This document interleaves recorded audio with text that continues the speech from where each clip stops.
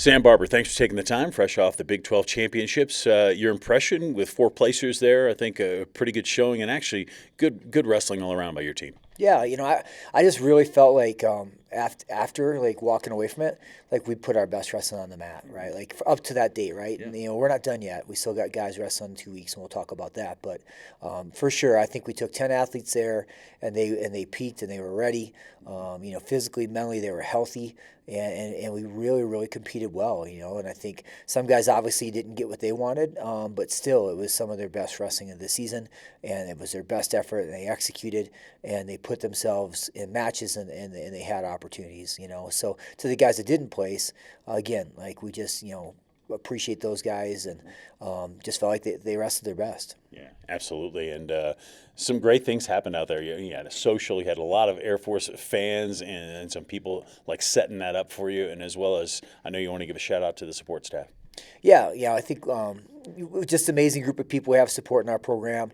Our coaching staff, like, just appreciate those guys. Like, they showed up every day. We started the season at a relatively young, right? Like, we brought 7 freshmen and sophomores to this tournament, and 1 junior and 2 seniors, right? So that's a pretty young team. And for us to have the growth and development we had, it took everybody. It took the athletes, obviously, the coaching staff as well, but the extended staff. Our strength coach and Coach Buck, and our trainer Matt, and our SCD Marcus. So like it was everybody in the boat, and everybody was rowing. And internally and externally, we have some amazing people who support our program externally in our RTC and our board, our alumni, our families. It just was, it was a complete program, total effort. And to see this team where we started the season and where we finished, I just can't say enough about the staff and the people that poured into the team to allow us to get there. Yeah, and then the social event prior was even nice too. Yeah. Again, shout out to the 1960s guys, for putting that on. Colonel Dak and Pavlako.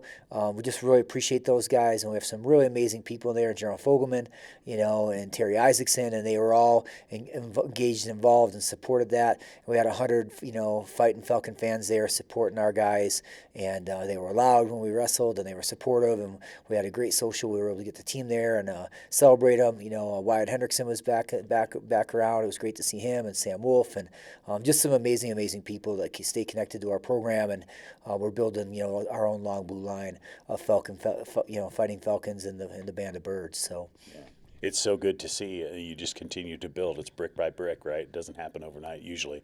So let's talk a little bit. You got now 2 guys going to the NCAAs. You got to be proud of the effort. I know you're proud of them all around, but these 2 guys get to go further. Yeah, I think, talk a little bit about, Tucker Owens and Carson Tompkins, who were medalists as well. We had 4 medalists. That's second. We had 7 in 2023. Another year we had 4. This ties that number, and then even being 11th in the tough Big 12 tournament, who has, out of the 14 teams, 10 of those teams are ranked in the top 25 in the country. It's an unbelievably great conference, and we really feel fortunate to have the opportunity to compete at that level. So Tucker really put together, a good tournament. He just came up just a little bit short. I think he just wins one more match, and he's got his bags packed, and he's probably going to Cleveland. It's a heartbreaker to see his career come to an end. He started his career at the NCAA National Tournament, and we would love to see him finish there. And then Rylan Kuhn, he's been working at it, and to be a freshman medalist at heavyweight in the Big 12 is a big deal. And and it's not only that, but just the way he wrestles now. Like he has now figured it out. He's arrived, so to speak. So we would love to see him get to go another 2 weeks, but just to see his growth through the year and see what high level he's competing at, we're really excited about his future. And then our two guys that qualified. Carson Tompkins started the season really strong, beat the number 8 guy in the country, beat another guy that was around the 12, and kind of put himself on the map.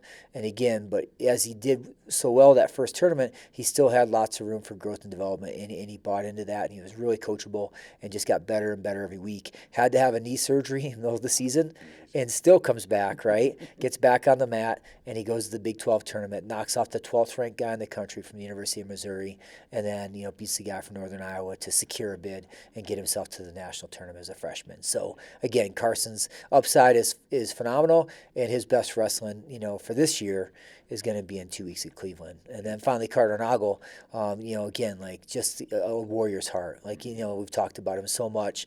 The bigger the match, the better he wrestles. And the last month of his season, his hit list is unbelievable of the amount of ranked guys that he's knocked off. And he just keeps climbing that ladder and beating ranked guy after ranked guy and ranked guy. And it's one thing to beat ranked guys, it's another thing to beat ranked guys twice. Yeah. And he had to do that in that tournament too, right? He had to beat Cal Baptist, Jesse Vasquez, the Arizona State transfer, very tough guy. Tight match, had to beat him again, and then he had to beat Hayden Drury again too, 16th ranked guy in the country, and gets him again. Then he has to wrestle Tyler Wells from Oklahoma, who beat him in the dual meet, and again I think another top 15 ranked guy, and he secures another great win to get third in the Big 12 tournament as a sophomore, which is amazing. Again, we have Wyatt Hendrickson, who's won that tournament twice. He was second once, and then we've had a handful of guys like Alex Mossing and Sam Wolf get third.